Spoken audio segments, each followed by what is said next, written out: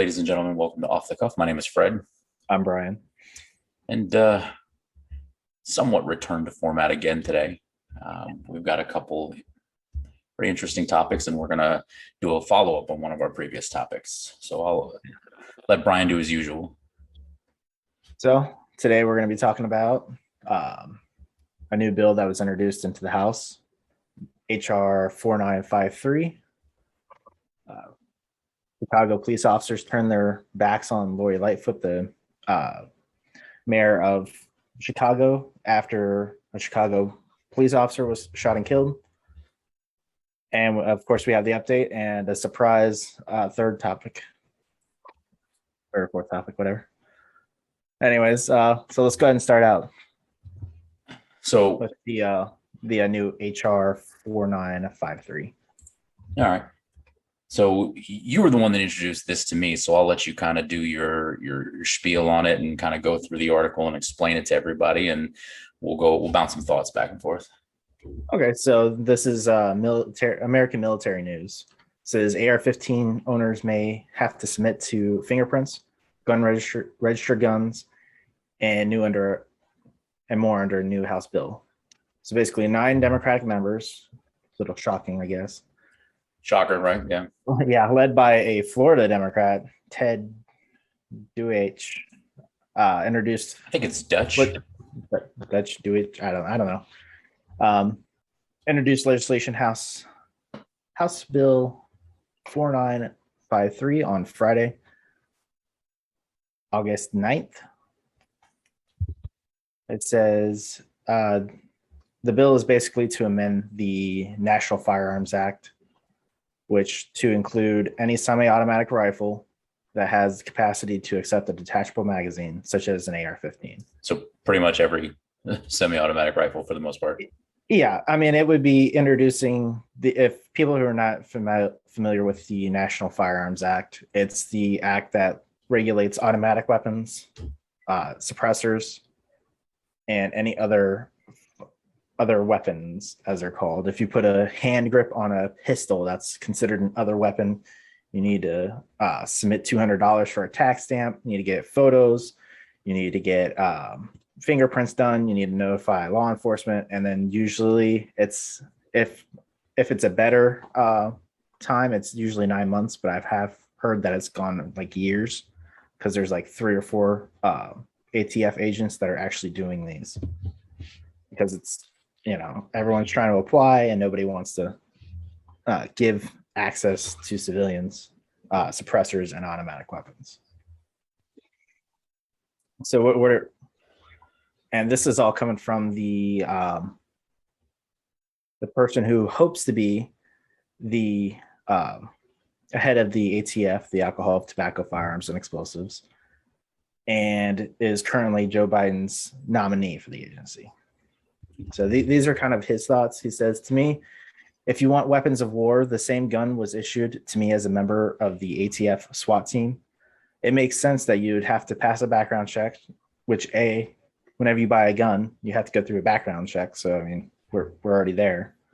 The gun that you have to be, the gun will have to be in your name, and there will have to be a picture and a fingerprints on file. It continues to say, to me, I don't mind doing it if I want to buy a gun. These policies just protect criminals. Like, I don't think you should be able to anonymously purchase 20 AR-15s at one time, and the government shouldn't know. He continued, I don't think it is unreasonable at all that you should have to pass a background check to own weapons of war. So I did a little research. It is 8 Democrats that co-sponsored along with the Florida Democrat. They include one from Indiana, one from Tennessee, California, New York, another from California, another one from Florida, another one from Georgia. So, I mean, what are your thoughts on this? Well, we've just discussed at great length on here and, in private conversation that first and foremost, we're going to get this out of the way again. Any gun laws are an infringement of the Second Amendment, like flat out. We're going to get past that. I think this is a dog and pony show. I think that they know that this isn't probably going to succeed, especially with some of the rulings lately. Some of the rulings lately have been very, very pro Second Amendment, and I think again this is just a dog and pony show. David Chipman, he's the nominee from Biden that wants to take over as a director of the ATF. I hate everything about it. Just so you know, for most people that may not be super familiar with this kind of thing, when he said, as he was going through the list of things that it requires, like fingerprints, photos, and in a federal registry, when you buy a gun, you do go through background checks and stuff like that. But there is no federal registry that says, Brian in this state and in this city in this county owns this many guns. That doesn't happen. Other than with this National Firearms Act, the prohibited guns that you have to get permission from the federal government to own. When you do a background check, they take your fingerprints, they take your photos. If anybody's ever been through a concealed weapons permit course, you kind of get an idea of what they're talking about. But the background check's going to run everything. They're going to know, if you violated this law, you violated that law. If you've been arrested for this, they're going to see everything, because certain things that aren't even felonies can disqualify you from buying firearms. So I think this is all, like I said, I think it's a dog and pony show. But this is everything that we on the right side of politics and people that are, lawful gun owners and people that are responsible gun owners. This is all the stuff that, these left-wing people that know nothing about guns, they know nothing about politics. They just turn on the news and they hear scary little snippets from Democrats. This is what we were worried about. This is what we have been saying that the Democrats are trying to do. And from the start, no one's trying to take your guns. No one's trying to do this. This is the baby step that gets us there. This is how every dictator since the beginning of time has done things. First, they start putting you on a national registry. Then they're going to try to tax you to the point where you can't afford to keep the guns, $200 tax for these firearms. And then they're going to, they've already done it with national buybacks. They're buying back the guns they never owned. But the national buyback programs, like they guilt you into, oh, well, don't you want to do the right thing? Don't you want to make the country better and safer? Oh, just sell your gun back to us. We'll give you money. First, they start with begging and pleading. Then they start with offering you goods in exchange for your guns, like money. Then they just start taking them. This is the baby steps. This is what from the start, we have been telling, no, this cannot happen and we will not allow it to happen. This is it. So I think as of right now, I think it's peacocking. It's dog and pony show. I think they know right now, even as much of that this country is in a big uproar as far as scary guns and stuff. I think this is just a scare tactic right now, and it's peacocking. I think they know that this is not going to succeed this time, but we're only one or two tragedies away from it succeeding next time. You know what I'm saying? Especially the way, Biden's administration is twisting things and trying to push things. So I have a problem with this. Obviously, I disagree with the National Firearms Act as it stands now. We've been down this road before, where we stand on what civilians should be allowed to own. We covered this in our very first, when we started this entire podcast and this entire journey, was I got my opinions on firearms and stuff like that. It's just insane. A detachable magazine, it's like my AR-15 here. This is a detachable magazine, trying to do this backwards. But, the right way. Yeah. Do the right way. It detaches. That's what's going to make it a National Firearms Act worthy weapon. But, and that only shoots a 5.56 or a 2.23. This brand new beauty that I got is the M1 Garand, and it shoots a 30-06, and it has a clip, not a magazine. One of the few instances where, clip is the appropriate term. Yeah. But so I don't know why that, my first one that I showed is more scary or deadlier than the second one I showed. They're semi-automatic. So for people that don't understand what semi-automatic means, so these terms get thrown around a lot. Some of these idiots say full semi-auto and all kinds of other things. What people don't understand is a fully automatic rifle. You pull the trigger, the magazine empties, it dumps. The gun cycles itself. It uses the gas from the expulsion of the projectile. It recycles the gas and cycles the gun, loads the next round, and automatically fires. That is a fully automatic weapon. A semi-automatic, both rifles he showed you there, most handguns sold nowadays, with detachable magazines, most handguns these days are all semi-automatic, which basically means you pull the trigger once, it goes bang, and the gun then cycles itself and it reloads the next round, and then you have to let go of the trigger. Either, most of them have a clicking point, like a stopping point, where you don't have to fully let go, and it basically clicks and it's ready to go again. And then you have to pull the trigger. So semi-automatic, you still have to pull. One trigger pull equals one bang. And that's how it works. So semi-automatic, these AR-15s, that AR-15 he held up, unless he modifies it, it's going to be bang, bang, bang, bang. You're not going to have, which is also illegal, right? If I modify it. If he modifies it, yes. So you're not going to pull the trigger and then dump 30 rounds in half a second. That's not how it works. And that's where they get into these games with people. They put on these shows and they scare people, and they put all these terms out there that people don't understand. And listen, I'm not a firearms expert. I like them. I enjoy them. But I understand them for the most part. Most people don't.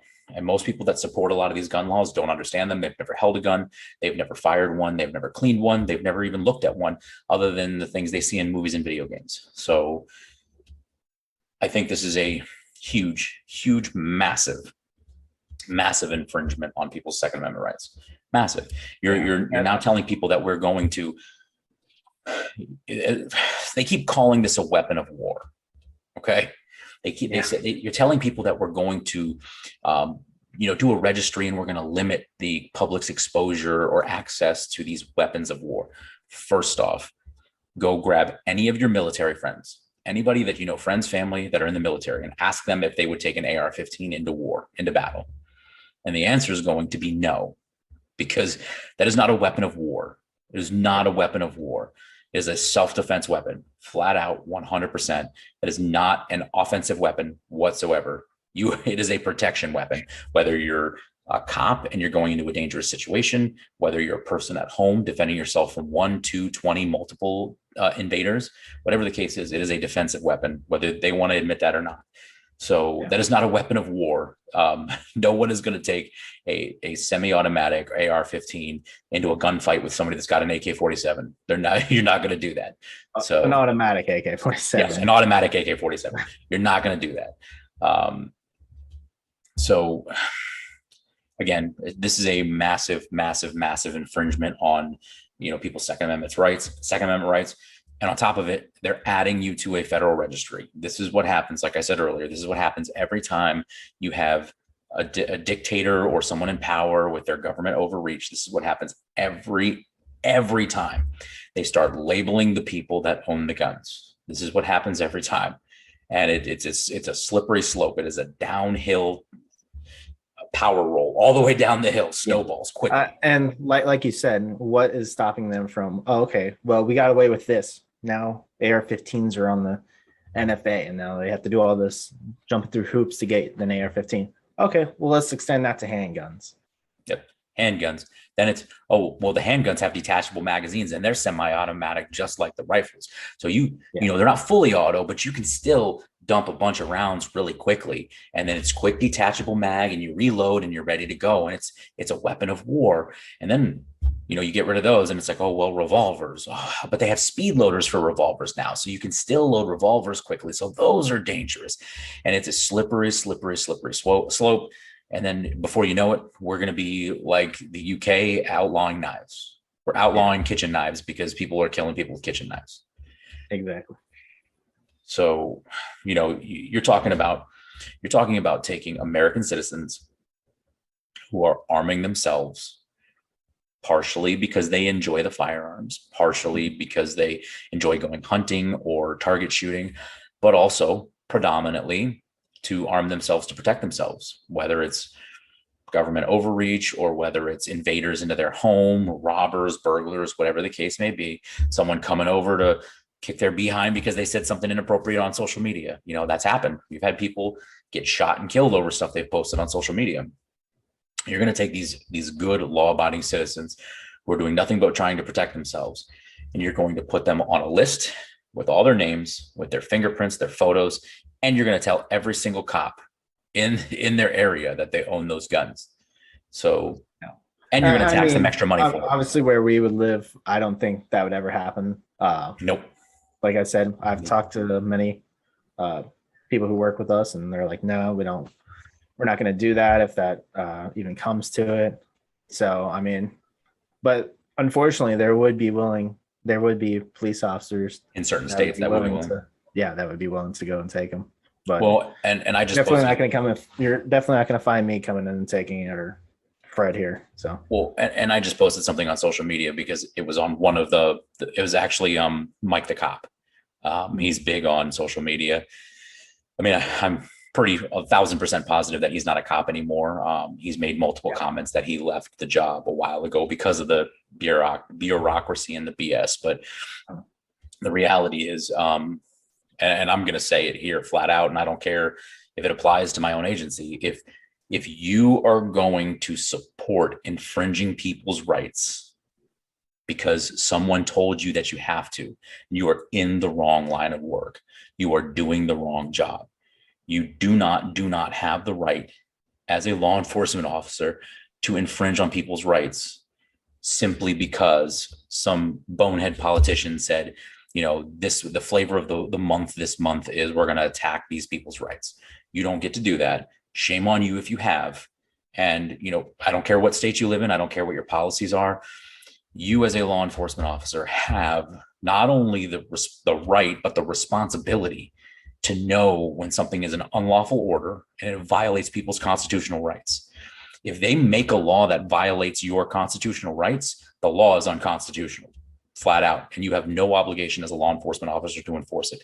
Any police chief, any sheriff, I don't even know what they call the head of state troopers and stuff like that, maybe chiefs, I don't know, any chief or sheriff or whatever your personal jurisdiction has that supports that and enacts those laws, they're violating the Constitution. And I mean, I wouldn't want to work for somebody that would do something like that. And I wouldn't. It's no two ways about it. And shame on you if you support it as a cop. Shame on you. I don't care if you live in New York or California or somewhere where you grew up, that's the way of life. It's still a violation of the Second Amendment, and shame on you if you support it and enforce it. You're a terrible cop and you shouldn't be doing this job, flat out. So, like I said, though, this is the game that they play. They're gonna, $200 tax. It doesn't say whether that $200 tax is a one-time tax, if it's a yearly tax. It is a one-time tax, and that tax was originally supposed to be the price of a car. That's how old this bill is. The $200 was the price of a car. Oh, yeah. So they haven't changed that. Not anymore.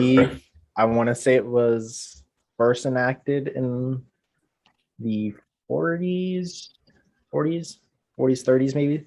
I'll have to double check, but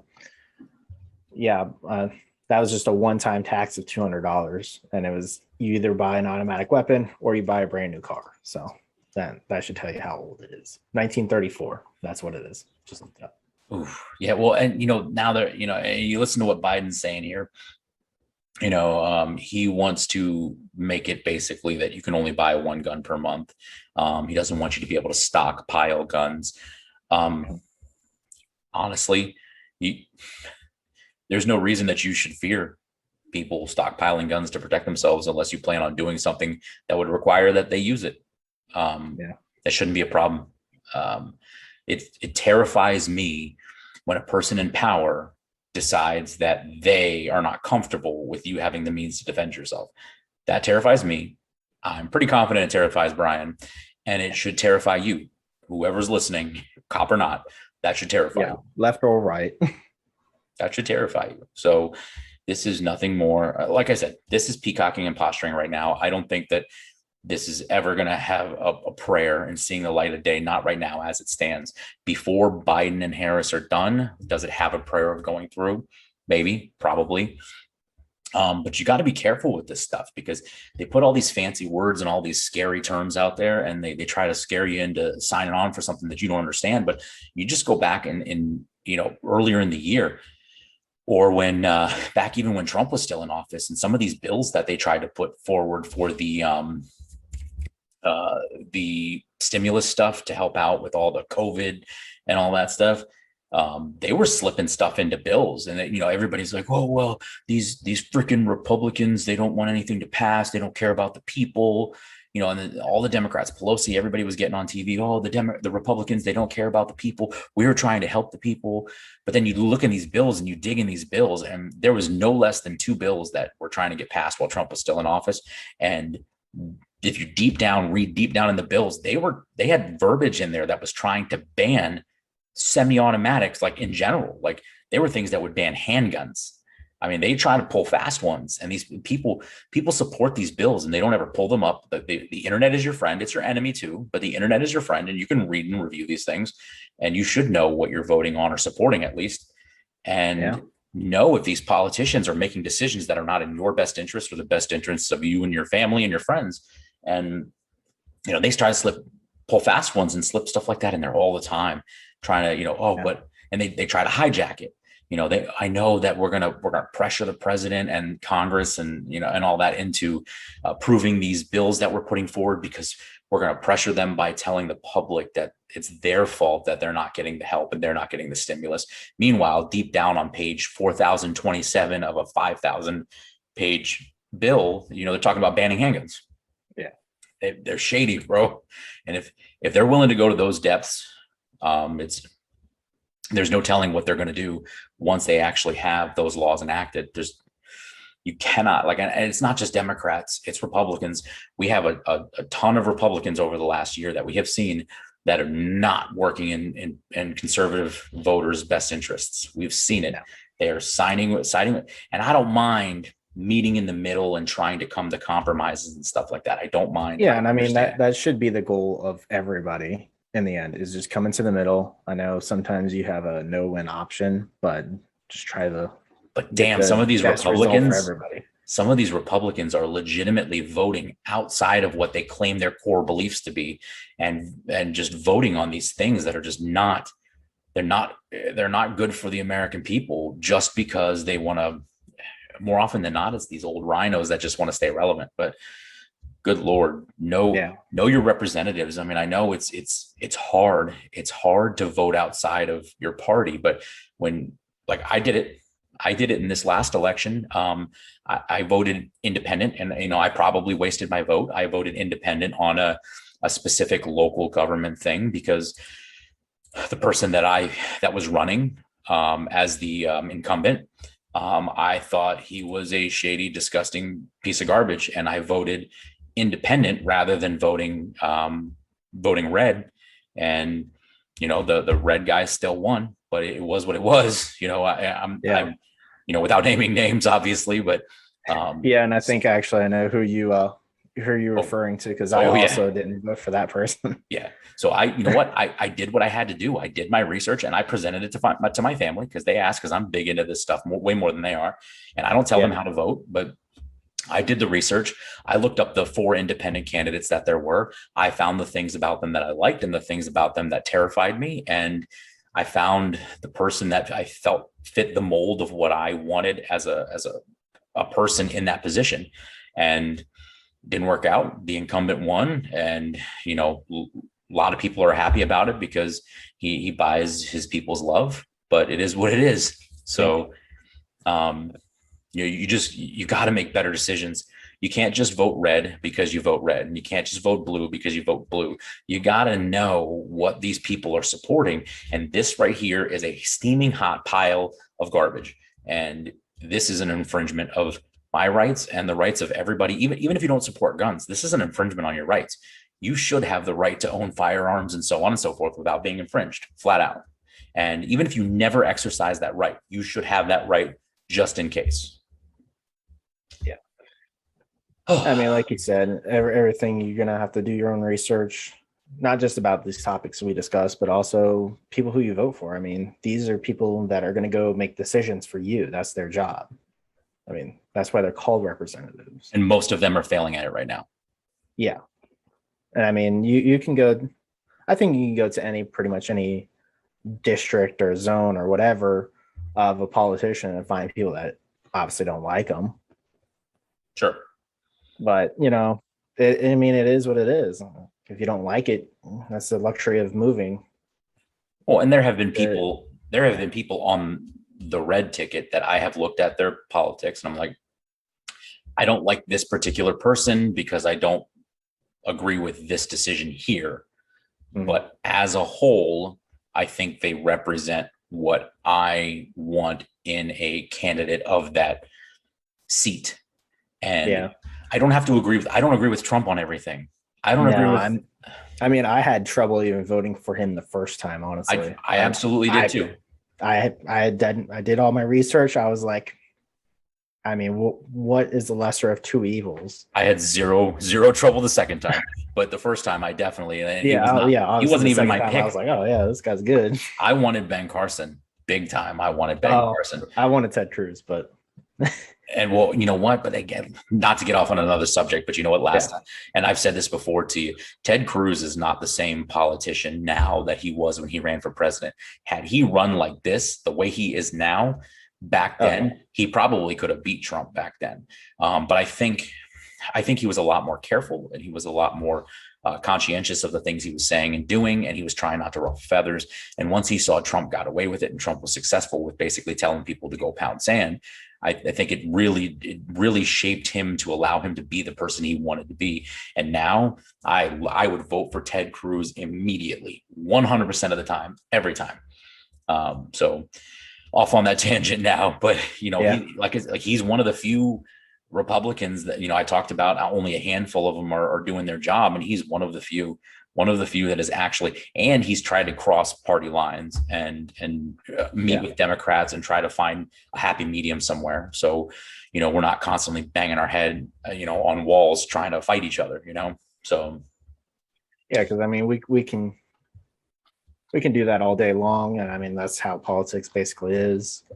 Since I've been following it, I haven't been following it that long, but that's what it seems. Is just, okay, this side, and no one's going to compromise. No one's going to try and meet in the middle and find out what's going to be the best for as most people as it is, because no policy is obviously going to be 100% for everybody. I mean, my politics are basically, I want the government to leave me alone. I want them to leave you alone. And I want them to only do the bare necessity of what they're supposed to do and what's expected of them. You are there to maintain roads, maintain a system of government, and take care of the people from foreign and internal threats. Like do what a government is designed for, not to run everything like this, not to create registries to infringe on people's Second Amendment rights. Yeah, and that's why I'm very big on statehood. States deciding what's good for their people.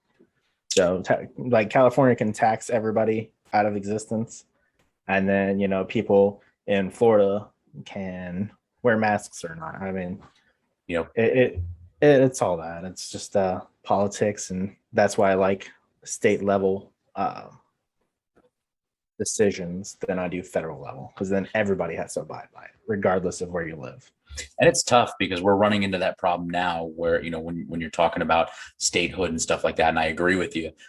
It's tough though, because, with all this voting stuff, you've got California and New York trying to enact laws that are potentially going to open up future elections to problems. And you've got other states like Florida and Texas trying to enact laws that are going to hold the voting system more responsible and try to, do checks on people and make sure that they are who they say they are before they're casting votes, especially. And it's a whole other topic. If we really want to get into it, we can get into it later. But with so many issues with this last election, and I'm not saying the election was stolen, but so many issues in the last election where, people were going back and checking addresses and they were vacant lots. There's so many issues that have come up because of this last election. Even if we went back and we audited everything and Joe Biden won, fantastic, great. There were so many issues that arose from this last election that it gets hinky when you're talking about statehood versus federal regulation and how much do I want the federal government involved in what I'm allowed to do? Do I trust my state a little bit more? It's tough. And it's like, you basically have to put as little faith in the government as possible, and you have to keep them in check. You have to stay on top of them. You have to. Exactly. or You crap know, like this happens. even state governments, you have to make sure that you're somewhat active, or you at least know who you're voting for to represent you in town or in whatever state you're at. Hell, the city that I live in, several years back, the city police department put out the vote to the people like, hey, we need an increase in budget and we need to build this new police station and we want it to be state of the art. And because in all fairness, their previous one was a little podunk piece of garbage hole in the wall, and the city had expanded beyond the police department building that we had, so they needed something new. But the people of the city voted against it. They were like, nope, it's going to be way too much of an increase in tax, or it's going to cost money that we don't want to go towards that. And they voted on it, and they destroyed it. They destroyed it in the polls, and they went, we're doing it anyway, and they built it anyway. So that has been a big piece of turmoil in my city that I'm in, and it's caused a lot of strife between the people and between the police department, among other things. So, yeah, the people, we've said it a million times tonight, and also in previous episodes. People got to keep the government in check. People forget. The government forgets. The government more than anybody forgets that they are working for us. They represent us. They are supposed to. We vote them in to do, because like we said before, you can't all vote every single time on every single decision. They're representatives that are supposed to be voting on things that are supposed to benefit the American people. And they are not having a good track record of that right now. So you have to stay on top of them and stop voting people in that are doing a crappy job just because they're in your party. Stop. That goes red and blue. Stop it. If they suck, let them go. Yeah. And I mean, there's been politicians, not in our state, but other states that, oh, look, I'm a Republican, but I also support majority of what Democrats support. So, and they just probably game it to the point where they can get the votes even from the Republicans, and then go to Washington and then start voting like a Democrat.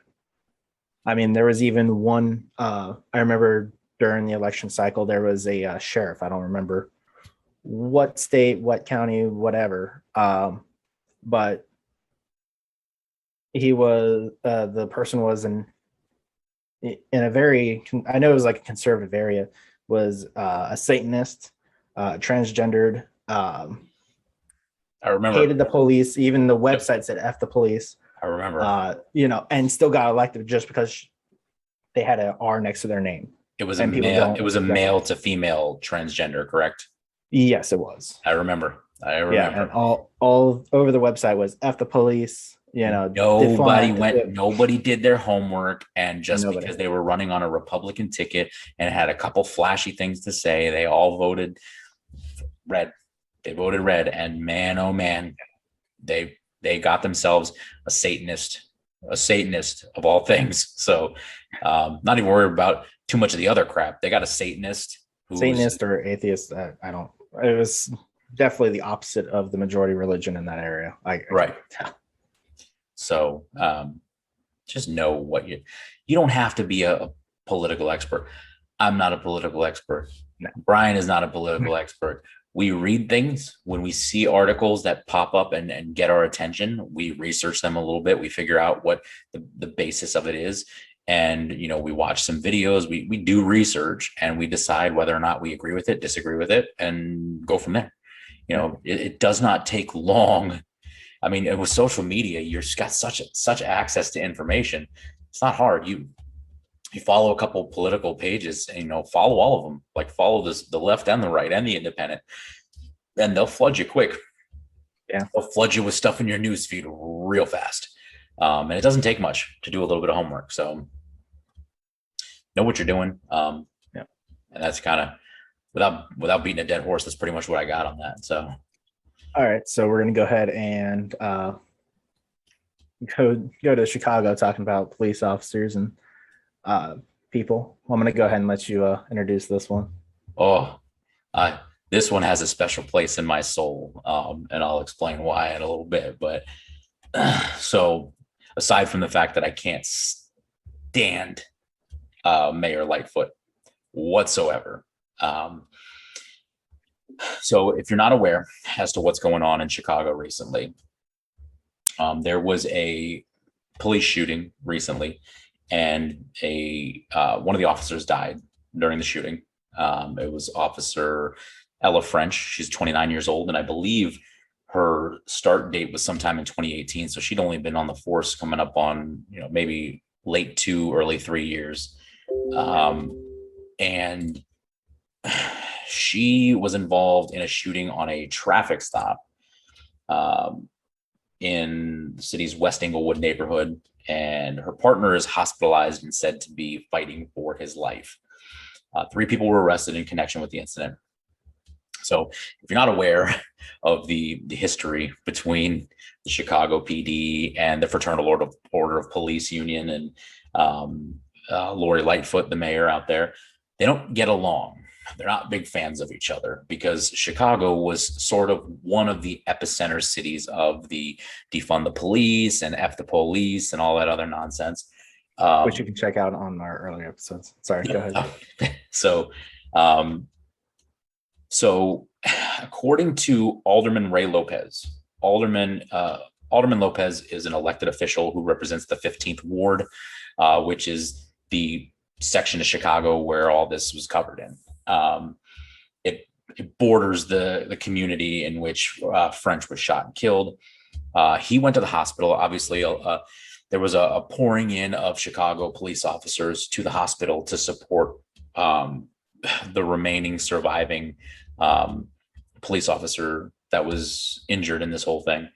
And from reading the article from Chicago 5, it sounds like Juan Catanzara. I know I butchered that and I apologize. He is the Chicago FOP president at the Fraternal Order of Police. He took a photograph as this all transpired and it looks ugly. So it sounds like the mayor contacted them. She wanted to come up and show her support. And it was strongly urged of her to not show up. Fellow officers, friends, family of the deceased officer and the injured officer were there showing their outpouring of support. And in typical fashion, good old Lori Lightfoot, she decided that she's smarter than everybody and she knew what was best. And God forbid, can't miss a photo op. That's the old school Democrat method. Don't ever let a tragedy go to waste. She showed up to the hospital anyway. And that's when the show began. So if you're not aware, especially when you are law enforcement and you're in military law enforcement, when you're in a setting where someone of official rank, in this particular instance, she's the elected official of the city that you protect, you should show respect, stand at least some sort of attention, face her as she walks in and she greets you guys and she gives you her, words of compassion and so forth. That would be what you would typically do out of honor and respect. Well, when she entered the area, every uniformed police officer in the hospital turned their back on her. They stood, not necessarily in formation, but they stood gathered. And when she walked in, they stood with their back to her, which may not seem like much to you, but after I've explained it now, it is a clear sign of disrespect.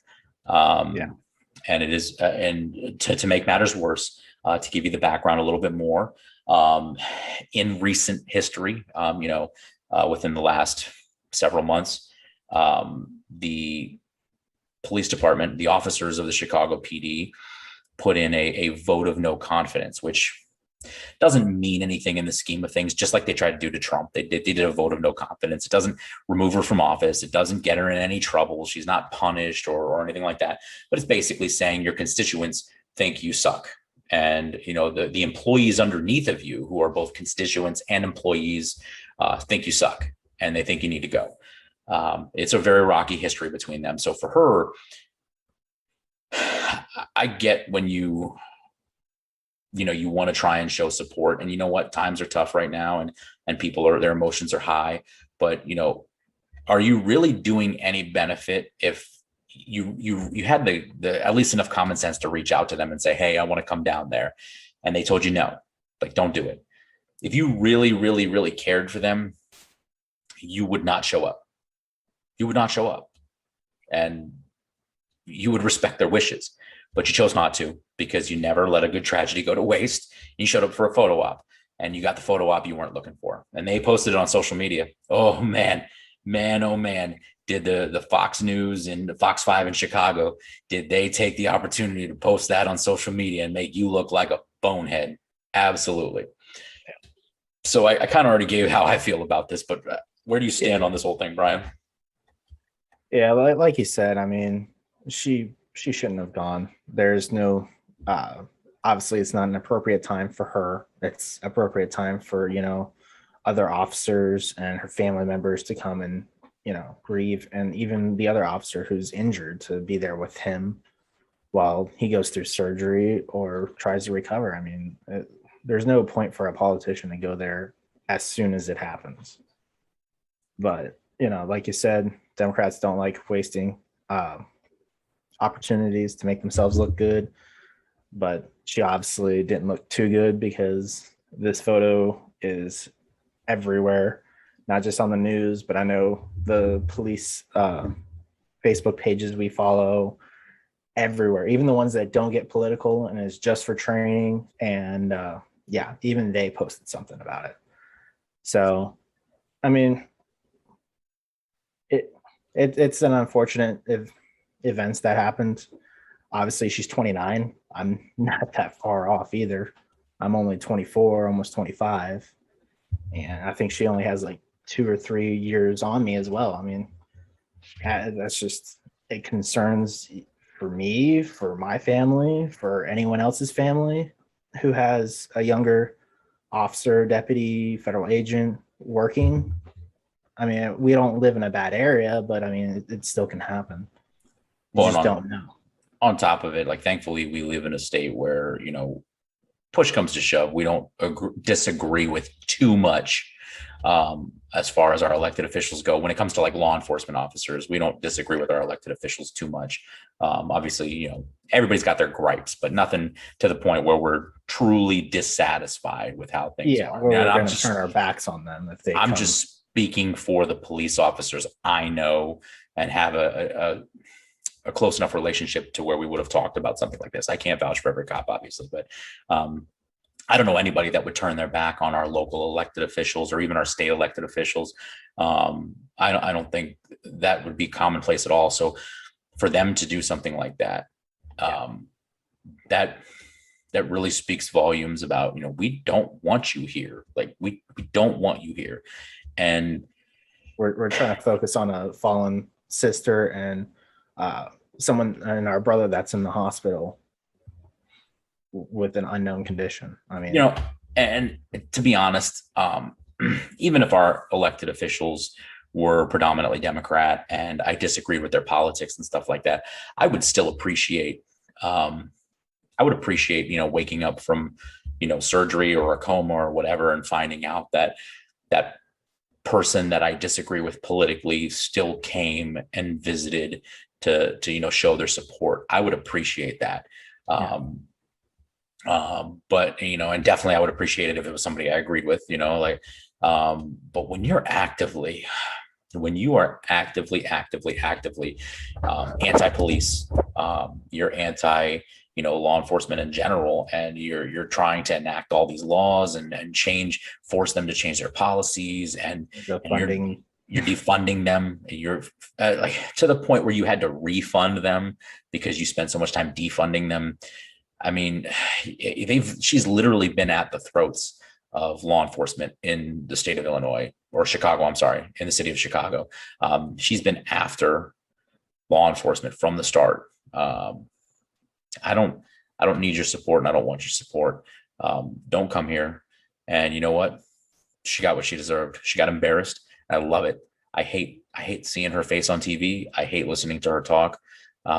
She's a hateful, angry, angry person who looks for every opportunity. Like this is, you knew we didn't want you there. Like it's not even like you just knew that based off of our relationship and the way things had been going that we didn't want you there.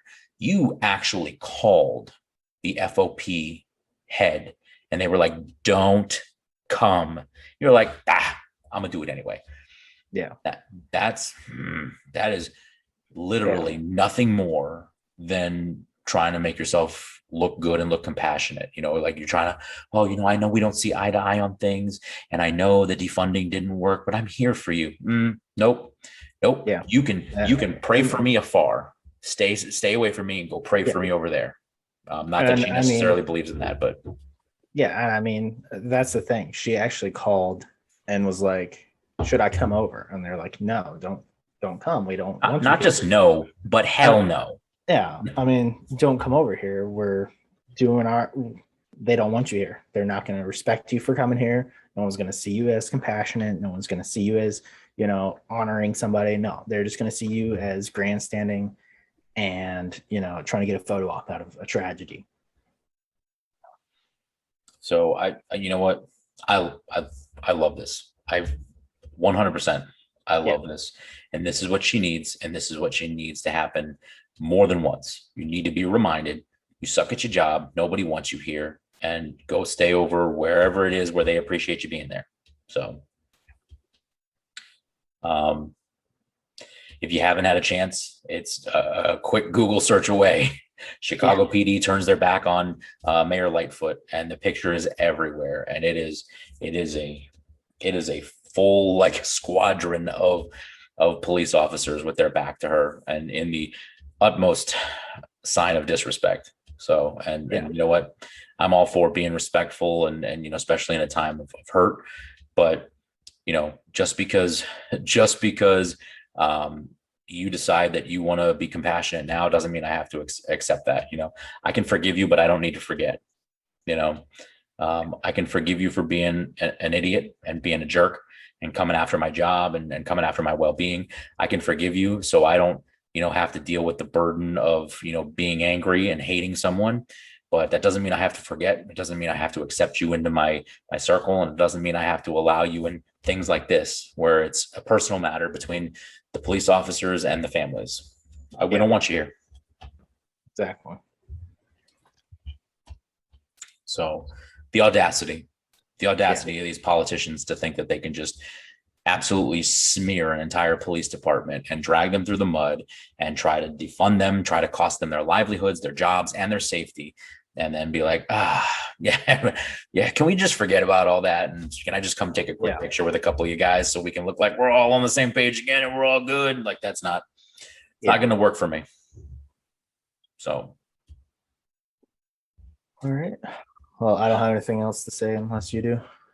So as far as a quick update goes, I know, I don't recall. It was 2 episodes ago, two videos ago, something like that. We discussed the Texas Democrats that fled the state, trying to avoid voting on voting laws. It looks like as of Wednesday, August 11th, the Texas House, they had previously threatened to have them arrested for fleeing. Well, they held a little vote. And I know Brian and I discussed this, and, just like earlier in this episode, we said, it's mostly probably just peacocking. I don't really see anything coming of it. Well, just to provide you folks with a lovely update, the House did a little vote, and they voted 80, that's 80 to 12 in a landslide if I've ever seen one. They voted for the signing of 52 arrest warrants. They have been signed and they have been issued. So these basically what it boils down to is these 52 Texas Democrats have 2 options. They can come home and get to work and start voting, or they can go to jail. So I would definitely go with the go to work option. that's what I would go with. But how do you feel about this new development, Brian? I know both of us were pretty adamant that, basically, just to recap for anybody that doesn't remember, we basically said, I understand where they're coming from. And I mean, at least for me, I understand where they're coming from. And I don't know that I necessarily agree with arresting them, but something needs to happen to really drive the point home that you can't pull this nonsense, because it's only a matter of time before the Republicans try it or the Democrats do it again or whatever the case may be. We kind of, and that was basically my synopsis. Is they probably shouldn't be doing this. It just seems like it's going to come back and bite Republicans later. But man, oh man, how do you feel? I mean, it'll be interesting to see if they actually come back or not. And then this is just a continuing story. I mean, if they don't come back to work, they can get arrested. If they do, then it is what it is. But this is one of those things. This is one of those things you got to watch. I don't know if this has ever happened before. I haven't done enough research on it to see if anything like this has ever happened before. But far as I can recall, I don't remember in my lifetime something like this happening. So it's definitely something that we're gonna have to. I'm curious to see. Are they gonna go after them and actually arrest them? Or are they gonna allow them to show up to work as like an ultimatum? Like, hey, listen, if you show up to work and you vote, then we'll cancel these arrest warrants or we'll null and void them or whatever the case may be. Because obviously the judge and the House and all of them have the right to do whatever they see fit. They can cancel these things if they really want to. But I'd be curious to see. I mean, are we really going to arrest 52 politicians for? I mean, listen, some of these politicians on both sides, some of the BS that they've pulled, they probably should get arrested for some of the nonsense they've pulled. But how many times have we seen the Clintons? Everybody's out in the streets picketing that they want the Clintons arrested for this, that, or the other, or they want this politician or that politician arrested, and nothing ever comes of it. And it gets to the point, like, just to say, if I haven't already, I would never commit suicide ever. I know I just mentioned the Clintons' names. I will never commit suicide ever, ever, ever, ever. So if you find a suicide note, that is a lie. You need to investigate further. And also, if I die tomorrow, do not ever, ever, ever let me vote Democrat, and do not ever let my death, especially if it's a shooting death, do not ever let my death be used as a way for them to grab your guns, ever, because I would never want that. Yeah, same here. So if it does look like an accident, just investigate it as far as you can. I get there's limitations, man. I mean, just leave it as a cold case. It's fine. You'll get evidence eventually. So somebody will snitch. They always do. So anyways, I am so curious to see how this goes. I mean, is this going to be the start? Like, are we actually going to start arresting politicians? Are we actually going to start holding the wealthier than thou and the holier than thou? Are we going to start holding them accountable for their decisions and their actions? Because this could open up a whole whirlwind. I mean, you start arresting people just because they didn't show up for a vote. Like, now people are like, where are all these previous politicians that have made poor decisions that have endangered the well-being of people? Like, where are these people? Why are they not going to jail? You've got 30,000 emails getting deleted. I don't mean to go back to the Clintons. You've got 30,000 emails getting deleted and stuff, and nobody's going to jail. Like, what are we doing? So this is a slippery slope. I mean, I'm so intrigued to see how this plays out. Exactly. I mean, if we can start arresting politicians for not going to work, then that'd be interesting. But all right. So, you got anything more to say on that? I just stay tuned. The next second that I see something like this, it was nice knowing you. Yeah. If I am so intrigued, like the minute we get anything on this, we're plugging it into the show. I mean, I can't wait to see how this plays out. So, yeah. All right. So, just to bring up a fact, if no one's really paying attention, for our last topic, which shouldn't last too long since we kind of stretched everything out. Unintentionally. Everything else out. Yeah. So what have you been drinking on this fine day? It's not actually a day since it's one. Almost always. It's whiskey. So I have traditionally been a Crown Royal guy. Um, it's pretty much like the drink of choice when I decide to have an alcoholic adult beverage. But over the last year or so, I've decided that I wanted to try branching out into other things and try some American, try the American made like bourbon whiskeys. So I've been dabbling in those here and there, got the old faithfuls like the Jim and the Jack and stuff like that. And then, trying out some of the lesser known American bourbons and stuff like that. I did break down after you and I had that discussion the other day about the fact that you drink, I think we were playing Fortnite. And you were like, "Oh yeah, well you're drinking whiskey. I'm gonna go get me some moonshine." So we broke down because I've had moonshine before, but it was one of the mamby-pamby like fruity like peach moonshines, and it was ridiculous. And so the wife decided she'd surprise me, and in the hall of restocking, and just got some standard regular straight moonshine. And sweet Jesus, I have a whole new respect for you, my friend, because I'm not a professional drinker by any means, but I'm not a lightweight either. And that it tasted like it worked. Don't get me wrong, it worked. It is very potent and it does a very good job, but it tasted like old sweaty gym socks. Like it was like somebody had taken, like I had gone to the gym. I know that's a laugh, but I had gone to the gym like 3 days in a row and done like a super heavy workout without washing my socks, and then dumped like paint thinner in them and then just wrung it out and I drank it. That's what it tasted like. It was atrocious, but it worked. So moonshine's a very acquired taste. As much of other alcohol. It's something, but it's on its own class. Well, but yeah, no, I mean, the next one, I don't typically break down and drink like fruity drinks and stuff like that, every once in a while. So there's a gentleman, and I'm going to go ahead and, plug somebody for free. There's a gentleman on TikTok, and I believe he's on YouTube as well, or Instagram, one of the two, that my kid and I follow, called Drinko with Rico. And he basically, he started out coming up with concoctions that he's tried in the past, and he would basically make it on camera and drink it and grade it for you, tell you, should you try this? It's a 7 out of 10, 10 out of 10, whatever. And then he started just going to the comments, and his followers would say, "Oh, hey, you got to try this and this," and he would rate it for people. And my kid and I, who's 21, settle down, my kid and I decided we were just going to start with concoctions and stuff like that he suggested and that he rated as highly rated, and had some really good hits with it. So I would definitely follow that dude if you're not.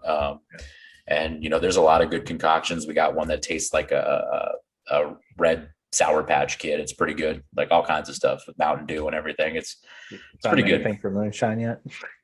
You know what? He's got so many videos. I don't know that I've even made it through all of them, but now that you mentioned it, I'm probably going to go in there and ask him if he's got any suggestions on moonshine recipes. Because, dude, I tried to mix that with everything. Like I put it in the Sprite. I put it in Mountain Dew.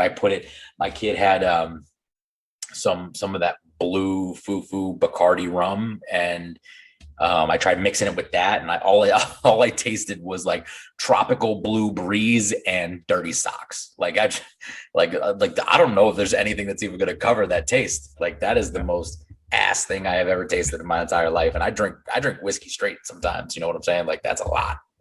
Whew. Yeah, I'm definitely not into the foo kind of drinks. And more power to you. There's nothing wrong with that. If you like them fruity drinks that taste good, like I mean. That's on you. Like I don't judge, but I don't typically drink that stuff. I mean, most of that stuff tastes good, but I like to know that I'm drinking an alcoholic beverage, so I know where I'm at mentally. I know where I'm at. So got the meter, got the taste meter that lets me know, like, all right, we'll slow it down now. So,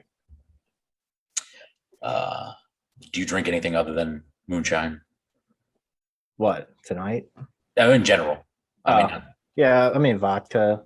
Vodka. Yes, I can I'm, do I'm that. not I'm not a huge heavy drinker, so I'll usually have some vodka or some moonshine. That's probably about it. I'll have a beer once in a while. He says I'm not a heavy That's not drinker, and he drinks moonshine. Like, are you serious? heavy drinking, Well, especially not when you're from Alabama. Come on. uh, so when you lived in Alabama, did you drink homemade moonshine, or did you still get the stuff from the store? Is it one of those things I that no wasn't even self? old enough. It's one of those things in Alabama where no self-respecting Bamian, I don't know even what they call it, but would drink Well, we store-bought like to call moonshine. ourselves number one.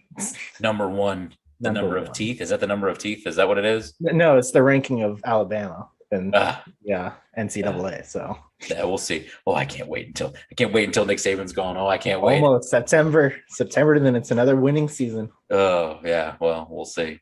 Oh, Well, we'll know when you're wearing a Alabama hat and rocking the crimson I'm tide. gonna pick the worst gator anything for you to sport. I'm telling you right now, it's gonna be Okay, the worst one you. you can play at this game. Trust I me. mean, I'm not gonna have you in here in like a friggin' Florida Gator bikini or anything like that. It's not gonna be like too over the No, top. no. But Nothing inappropriate for YouTube, right, especially. but But yeah, as a sports fan, wearing something or having something in their possession of a team that they hate, it's going to sting. I'm gonna find it. I don't know what it is yet. I'm gonna find it. So, but that I think that pretty much wraps it up for us. I don't think unless you want to keep talking about whiskey and moonshine, I think that's pretty much the end of it for me. yeah, it's good with that too. So just as usual, we're gonna close this thing out like we always do. We appreciate everybody watching and following and commenting and messaging us and letting us know how they like everything, and Yep. just keep on keeping on, right? Keep at it, and we'll keep at it. And we appreciate everything. We got a handful of family. I know my cousin listens to this thing on her way to work. It's her daily drive through her metropolitan traffic. That 2-hour drive to go 3 blocks. So Nice. we're her morning wake up. So we appreciate everybody. Do the usual, like and subscribe and follow. Share it with your friends. Hit the bell. We try to appeal to everybody. We try to make, like I said before, the whole goal of this thing is to make law enforcement more approachable, make them, humanize us a little bit, but also to, give people information we think is relevant and we think can make you more educated. Even if we're not the most educated guys on the planet, we can point you in the right direction. You just got to, do your own homework sometimes. But Yeah, and obviously we have biases which are expressed here constantly. But I mean, if you disagree, tell us why, and that's our ultimate goal is to get people on here that disagree with us and have we're different still opinions. looking for people to come on here that disagree with us, and Even we're if not it's gonna we're not gonna jump you. A fellow cop, that would just be awesome. We ain't gonna jump you. We're not gonna try to embarrass you or make you look stupid. We're not Bill Maher, where we're gonna paint you in a corner or try to ask you questions that make you look like make you look stupid. The whole point is to have a civil discussion, and whether you agree, disagree, whatever. So, and you know what? If that person that disagrees with us ends up being a regular, they end up being a regular. I'm good with it. So, just and if you know anybody that news articles and having their opinion versus our opinion, and if you know anybody that would be good to come on here, and especially if they disagree with us, fantastic. We're down. Let's do it. And just keep doing what you're doing, following and watching all the videos. And we are still trekking away at our goal to 1,000 subscribers. And just we appreciate everybody's help so far. So unless Brian's got any other words of wisdom for you. About the whiskey talking. Right, a little bit. So no, I'm good. He's got any words of wisdom, just like, subscribe, follow, hit the notification bell. Don't get cute and customize it, because we don't even know how that works. We don't know if you're just going to blow all the notifications out the window. We have no idea. So just just hit all and comment as much as you can, and we appreciate all the love. So we'll send you off, and hopefully you have a good rest of your day or night. or night. Well, It's night for us now, but by the time you listen to this thing, it's probably not. So we Depends appreciate it, on your guys. perspective, I guess. But anyways, We appreciate it, guys, and Yep. we'll catch you on the next one.